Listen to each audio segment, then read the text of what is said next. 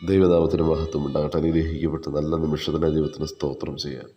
ഇന്നത്തെ വചനചിന്ത, പിശാചിന് ഇടം കൊടുക്കരുത്. ഒരാൾ തൻ്റെ വീട് 10 ലക്ഷം രൂപയ്ക്ക് വിൽക്കുവാൻ തീരുമാനിച്ചു. വീടില്ലാത്ത ഒരു പാവം മനുഷ്യന് ഈ വീട് വളരെ ഇഷ്ടമായി. എന്നാൽ ആ പാവപ്പെട്ട മനുഷ്യന് തൻ്റെ കയ്യിൽ 3 ലക്ഷമേ ഉണ്ടായിരുന്നുള്ളൂ. അയാൾ വന്നു തൻ്റെ പ്രശ്നം വീട്ടുടമസ്ഥനോട് പറഞ്ഞു.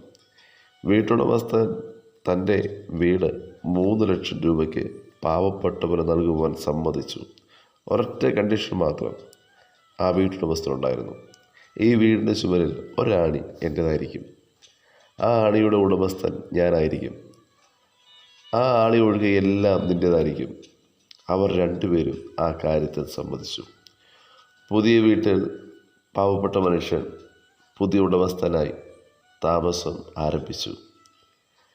വളരെ സന്തോഷകരമായ ജീവിതം മുന്നോട്ട് നയിച്ചു. എന്നാൽ ചില നാളുകൾക്ക് ശേഷം ആദ്യ ഉടമസ്ഥന് ഒരാഗ്രഹം, തൻ്റെ പഴയ വീട് തിരികെ വേണമെന്ന്. എന്നാൽ അത് കൊടുക്കുവാൻ പുതിയ ഉടമസ്ഥന് താല്പര്യമില്ലായിരുന്നു. പഴയ ഉടമസ്ഥൻ പോയി ഒരു ചത്ത മൃഗത്തെ തനിക്ക് അവകാശപ്പെട്ട ആണിയിൽ കൊണ്ട് തൂക്കി. ആ ശവം അവിടെ കിടന്ന് ജീർണിക്കുവാൻ തുടങ്ങി.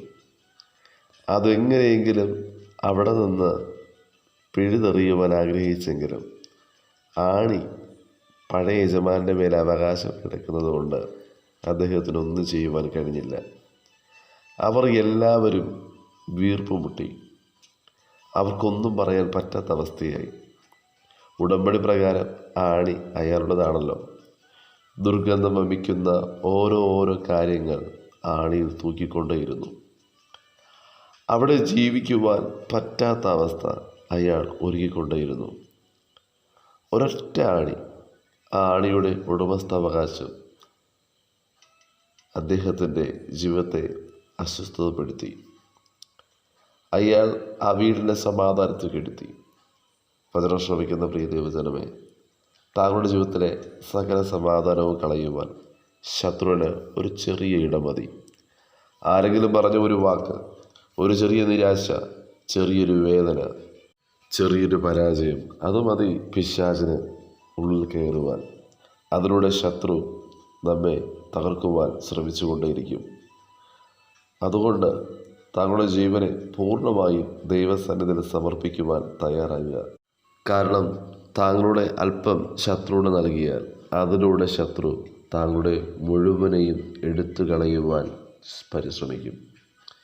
നിരാശയുളവാക്കുവാൻ താങ്കളുടെ ജീവിതത്തിലെ ഒരു ചെറിയ തുമ്പ് മാത്രം മതി. അതിലൂടെ കയറി ശത്രു സ്ഥിരതാമസം ഒരുക്കുവാൻ ആഗ്രഹിക്കുമ്പോൾ മറുവശത്ത് ദൈവം താങ്കൾക്കായി വലിയ നന്മ ഒരുക്കിക്കൊണ്ടിരിക്കുന്നു ഓർക്കുക. എന്നാൽ ദൈവിക അനുഗ്രഹം പ്രാപിക്കുവാൻ താങ്കൾക്ക് മാറ്റാവുന്നതിനെ ഈ നിമിഷം മാറ്റിക്കളയണം. ജീവിതത്തിലെ ഒരു കാര്യം മാത്രം ദൈവത്തിന് കൊടുക്കാതിരുന്നാൽ സർവവും കൊടുക്കാതിരിക്കുന്നതിന് തുല്യമാണ്. എന്നാൽ ചിലർ നമ്മോട് ചെയ്തതും പറഞ്ഞതും ഒരു വാശിയായി, വൈരാഗ്യമായി, പ്രതികാരമായി നമ്മൾ തുടരുമ്പോൾ ശത്രു അതിലൂടെ നിരാശയും തളർച്ചയും മരണവും കൊണ്ടുവരുന്നു. വചനം ശ്രമിക്കുന്ന താങ്കൾ സ്വയം പരിശോധിക്കുക. താങ്കളുടെ ജീവിതത്തിലെ ദുർഗന്ധം വമിക്കുന്ന അവസ്ഥ എന്താണ്? അതിനെ മാറ്റുവാൻ ദൈവം ഈ നിമിഷം ആഗ്രഹിക്കുന്നു. ആ നാറ്റം വമിക്കുന്ന അവസ്ഥയെ വലിച്ചെറിയുവാൻ ദൈവം വചനം ശ്രവിക്കുന്ന താങ്കൾക്ക് കൃപ നൽകട്ടെ.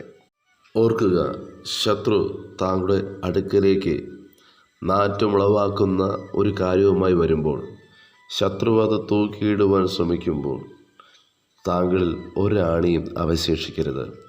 പൂർണ്ണമായും സമർപ്പിക്കപ്പെട്ട ജീവിതത്തിന് മാത്രമേ ദൈവിക ജീവനിലും സുഗന്ധത്തിലും ജീവിക്കുവാനാകൂ. സദൃശ്യവാക്യങ്ങൾ 3-ാം അധ്യായം 21 മുതലുള്ള തിരുവചനം ഇപ്രകാരം വായിക്കുന്നു: മകനെ, ജ്ഞാനവും വകതിരിവും കാത്തുകൊള്ളുക. അവ നിന്റെ ദൃഷ്ടിയിൽ നിന്ന് മാറിപ്പോകരുത്. അവ നിനക്ക് ജീവനും നിന്റെ കഴുത്തിന് അലങ്കാരവുമായിരിക്കും. അങ്ങനെ നീ നിർഭയമായി വഴിയിൽ നടക്കും. നിന്റെ കാൽ ഇടർക്കുകയില്ല. നീ കടപ്പാൻ പോകുമ്പോൾ നിനക്ക് പേടി ഉണ്ടാകുകയില്ല. കിടക്കുമ്പോൾ നിന്റെ ഉറക്കം സുഖമായിരിക്കും. പെട്ടെന്നുള്ള പേടി ഹേതുവായും ദുഷ്ടന്മാർക്ക് വരുന്ന നാശനിമിത്തവും നീ ഭയപ്പെടുകയില്ല. യഹോവ നിന്റെ ആശ്രയമായിരിക്കും. അവൻ നിന്റെ കാൽ കുടുങ്ങാതെ വണ്ണം കാക്കും. നന്മ ചെയ്യുവാൻ നീ പ്രാപ്തിയുള്ളപ്പോൾ അതിന് യോഗ്യമായിരിക്കുന്നവർക്ക് ചെയ്യാതിരിക്കരുത്. വചനം ശ്രവിക്കുന്ന പ്രിയ ദൈവജനമേ, പിശാചിന് ഇടം കൊടുക്കാതെ ദൈവിക പദ്ധതികൾ മനസ്സിലാക്കി പിശാചിൻ്റെ തന്ത്രത്തെ തിരിച്ചറിഞ്ഞ് ആത്മാവിൽ ബലപ്പെടുവാൻ, ദൈവസാന്നിധ്യം മുറുകെ പിടിച്ച് മുന്നോട്ട് ചലിപ്പാൻ വചനം ശ്രവിക്കുന്ന ഏവർക്കും കർത്താവ് കൃപയും അധികാരവും നൽകുമാറാകട്ടെ. God bless you. ആമേൻ.